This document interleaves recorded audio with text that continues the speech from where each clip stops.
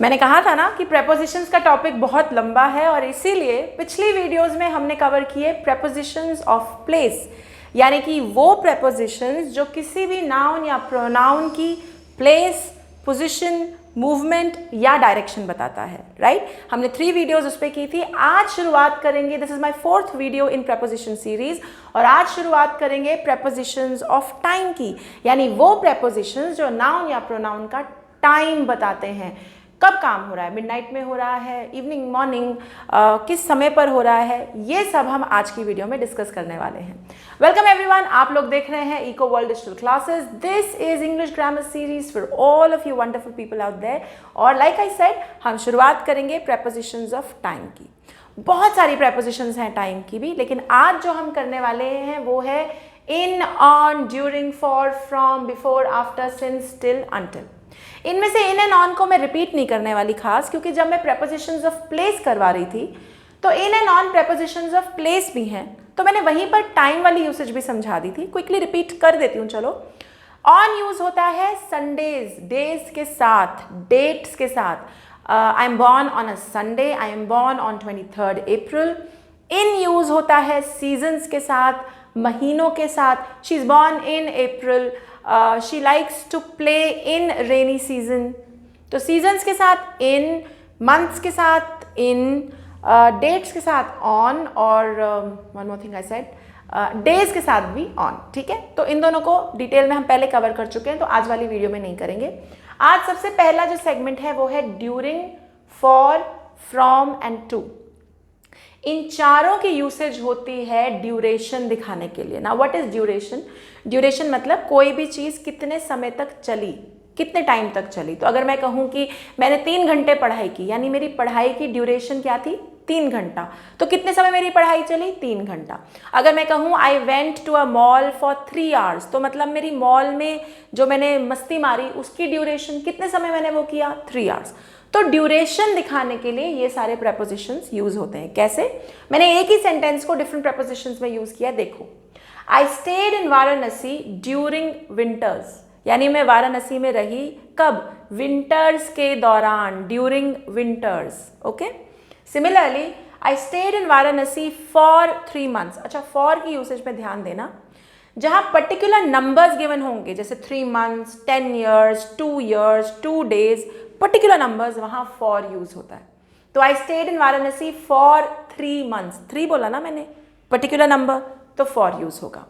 लेकिन अगेन क्या बात कर रहा है? ड्यूरेशन, कितने समय तुम रही वाराणसी में? 3 महीना।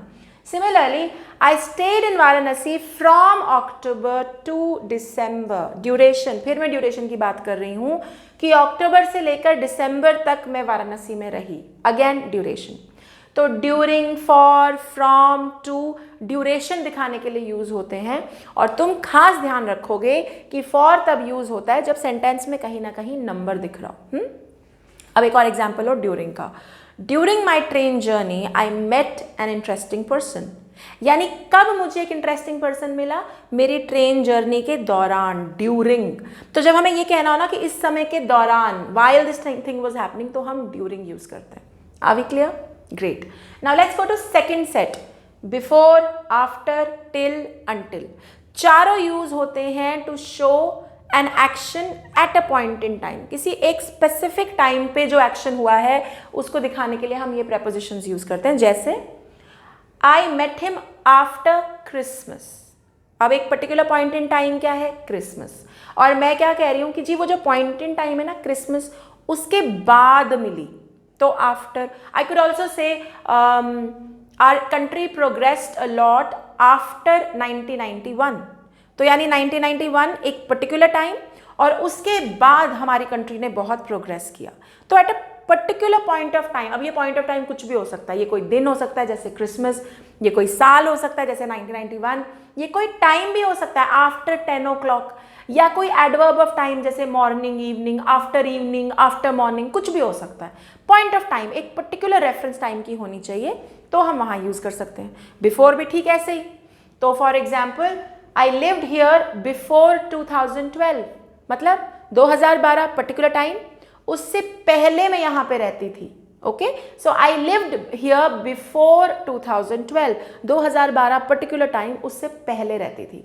तो बिफोर आफ्टर दोनों, एक पर्टिकुलर पॉइंट ऑफ टाइम, चाहे दिन जैसे क्रिसमस, चाहे साल जैसे 1991 2012, एक टाइम जैसे 10 बजे 9 बजे, या एक इवेंट जैसे party, after party, before party, या फिर जैसे after evening, after morning, after dark, after dawn, कुछ भी एक पॉइंट इन टाइम के बाद हम इन्हें यूज कर सकते हैं।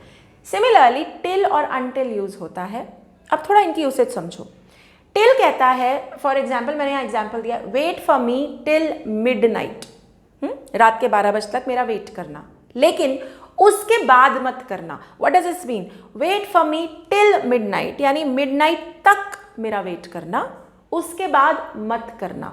तो टिल और अनटिल दोनों टाइम के पॉइंट ऑफ व्यू से होते हैं। अगेन अ स्पेसिफिक पॉइंट, तो यहाँ पे स्पेसिफिक टाइम पॉइंट क्या है? मिडनाइट, रात के 12 बजे।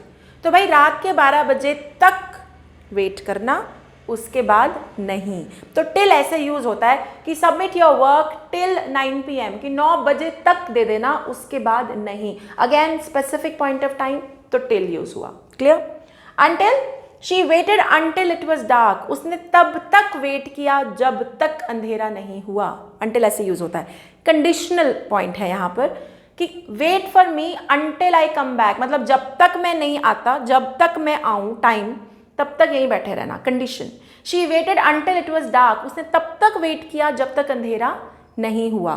तो टिल और अनटिल दोनों टाइम की ही बात कर रहे हैं, लेकिन टिल बात करता है कि यहां तक करना, इसके बाद नहीं। और अनटिल कहता है कंडीशन, कि जब तक मैं ना हूं मत जाना। उसने वेट किया कब तक? जब तक अंधेरा नहीं हुआ। So both till and until में ये थोड़ा हल्का सा डिफरेंस है। तो अगर आपको सेंटेंस आता है complete your work dash 9 PM, till until भरना है, तो till 9 PM, and she did not move from her place until her professor came, मतलब कंडीशन दिख रहा है कि तब तक नहीं हिली जब तक उसका प्रोफेसर नहीं आया। कंडीशन, तो कंडीशन दिख रही है टाइम के कॉन्टेक्स्ट में, तो अनटिल, नहीं दिख रही तो टिल। क्लियर? ओके। अगली जो यहाँ पर हमने करनी है वो है सिंस और फॉर। वेरी इंपॉर्टेंट प्रेपोजिशन, और मजे की बात यह है सिंस फॉर प्रेपोजिशन भी है और कंजंक्शन भी है। तुम्हें याद होगा हमने कंजंक्शंस किए, तो कोऑर्डिनेटिंग कंजंक्शन में फॉर आता है और सबऑर्डिनेटिंग में सिंस आता है। लेकिन कंजंक्शन की तरह जब सिंस और फॉर यूज होते हैं ना, तो वो कारण दिखाते हैं। I took a medicine since I was ill, मैं बीमार था, मैंने दवाई खाई क्योंकि मैं बीमार था। कंजंक्शंस में ऐसे यूज होते हैं। प्रेपोजिशंस में टाइम की रेफरेंस से यूज होते हैं। कैसे? देखो, एक तो सिंस यूज होता है, याद रखना सिंस 2 जगह पर हमेशा यूज होगा। एडवर्ब्स ऑफ टाइम, अभी एडवर्ब्स ऑफ टाइम क्या होता है? Morning, evening, tomorrow, today, tonight, ये सब एडवर्ब्स ऑफ टाइम है, इनके साथ यूज होता है। सेकेंडली ये यूज होता है ईयर्स के साथ। तुमने देखा होगा दुकानों के ऊपर लिखा होता है सिंस 1972, गोयल प्रकाशन सिंस 1882। तो सिंस सालों के साथ भी यूज होगा और एडवर्ब्स ऑफ टाइम के साथ भी यूज होगा। ठीक है? और फॉर कैसे यूज होता है मैं पहले ही बता चुकी हूं। अगर सेंटेंस में कोई पर्टिकुलर नंबर दिखता है 3, 4, 2, 10, तो फॉर यूज होगा। ठीक? अब ऐसे कैसे इसको सेंटेंस में कैसे बनाते हैं देखो। He has been writing books since since 1990, मतलब वो तब से किताबें लिखता आ रहा है। सिंस 1990 से पॉइंट ऑफ टाइम की बात हो रही है, तो यहाँ पे पॉइंट ऑफ टाइम क्या है? 1990, तब से वो किताबें लिखता आ रहा है। तो तुम्हें क्या याद रखना है? पॉइंट ऑफ टाइम जब यूज हो रहा है तो सिंस प्रेपोजिशन की तरह यूज होता है। ठीक है? या फिर